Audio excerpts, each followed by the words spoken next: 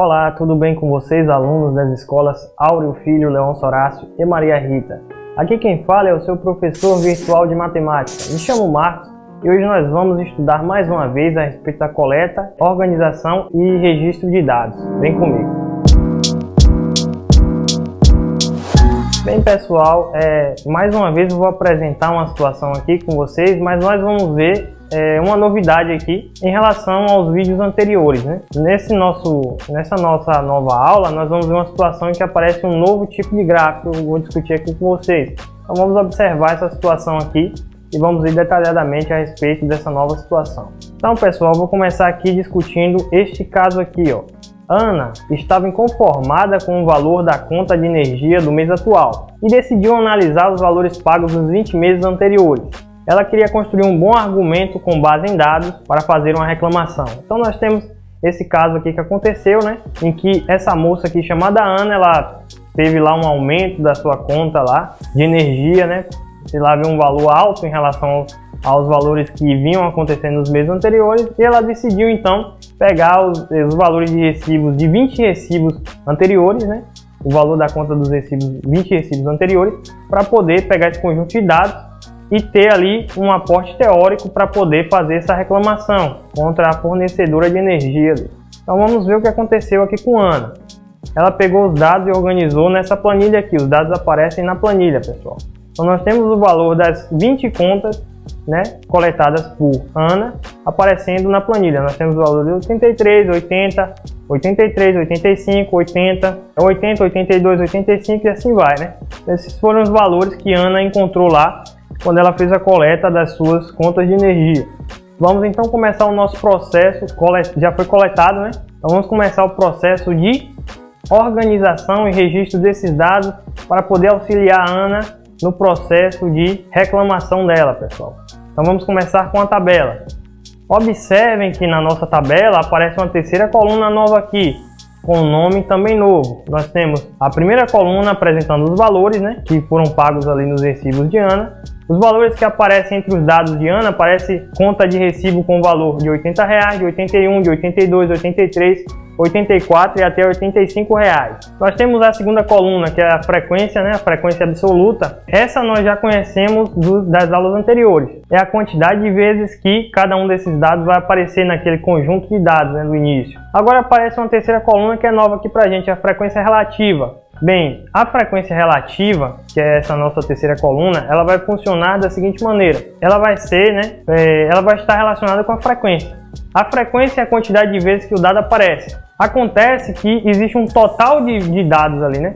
Então o que você vai fazer é a frequência absoluta, dividir o valor da frequência absoluta pela quantidade total de dados e colocar isso em porcentagem, né? Isso daí vai ser a nossa frequência relativa. Eu vou ensinar a vocês como é que nós fazemos esse cálculo aqui. Então, vamos montar, né, a nossa tabela colocando os valores da frequência absoluta e da frequência relativa. Quantas vezes o primeiro dado, que é 80, aparece? R$80. Vamos contar aqui. Ele aparece uma vez aqui na nossa primeira linha, mais uma vez na nossa segunda linha, mais uma vez na terceira linha, mais uma vez na quarta linha. Então ele aparece 4 vezes. Então a frequência dele é 4. E a frequência relativa? Observe que Ana, ela coletou 20 valores, né? Ela pegou lá 20 recibos antigos dela, pegou os 20 valores desses 20 recibos anteriores e montou essa planilha. Então você tem um total de 20 dados. Entre os 20 dados, né, aqueles que tiveram aparecendo o valor 80 foram 4. Então você tem uma frequência relativa de, você faz 4 sobre 20, né? É sempre o valor da frequência absoluta sobre o total de dados, que é 20, multiplicado por 100%. Isso aí vai resultar em 20%. Você faz 100 por 20, isso dá 5. 4 vezes 5 vai dar 20. Então 20% é o valor da sua frequência relativa nesse caso. O segundo dado, que é 81, ele aparece 2 vezes aqui na sua segunda linha, mais uma vez na terceira, e não aparece na quarta, ele aparece 3 vezes. Então a frequência absoluta dele é 3, e a frequência relativa, você faz a frequência absoluta, que é 3 sobre 20, né? Então fica 3 sobre 20, que é o total de dados. 20 é o total de dados, multiplicado por 100%. Você vai fazer isso em todos os casos para calcular a sua frequência relativa. Então você vai ficar com 15%. Como é que eu fiz essa conta? 100%, 100 dividido por 20 vai dar 5. 5 vezes 3 é igual a 15, então dá 15%. Vamos calcular a frequência do 82, vai ser 2, 3, 4. Então a frequência dele é 4. E a frequência relativa, 4 sobre 20 vezes 100%, isso vai dar 20%. 83, que é o nosso próximo dado, ele aparece 1, 2, 3, 4 vezes, né? Então a frequência dele é 4.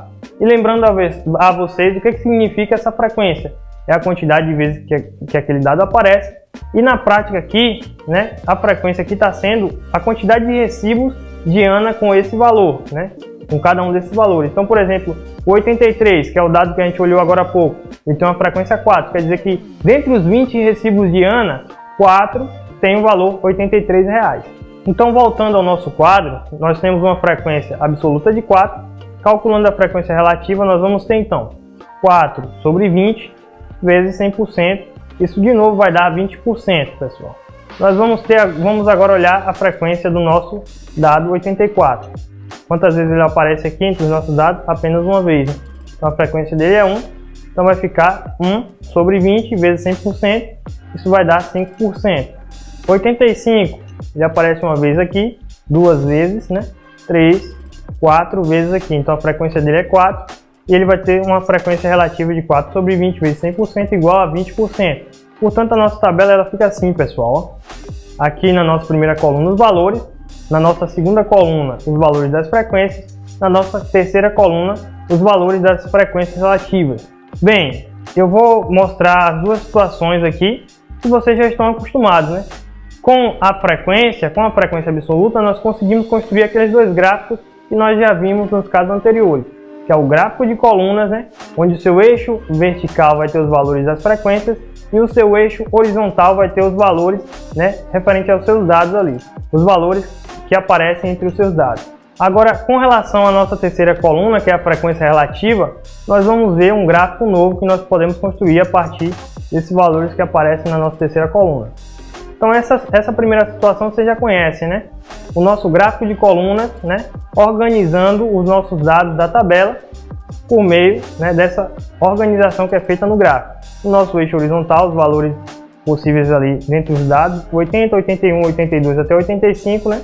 E no nosso eixo vertical, os valores da frequência. Quantas vezes apareceu a conta de R$80? 4 vezes, então tem uma frequência 4. Então 80... a nossa coluna ali vai ter tamanho 4, né?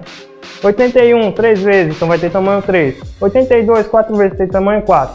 E assim vai. 83, aparece 4 vezes, tamanho 4.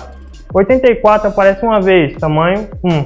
85 aparece 4 vezes, tamanho 4. No nosso gráfico de linhas, nós também já discutimos, né? Você vai fazer essa ligação. 80, frequência 4. Faz a ligação entre as linhas, né?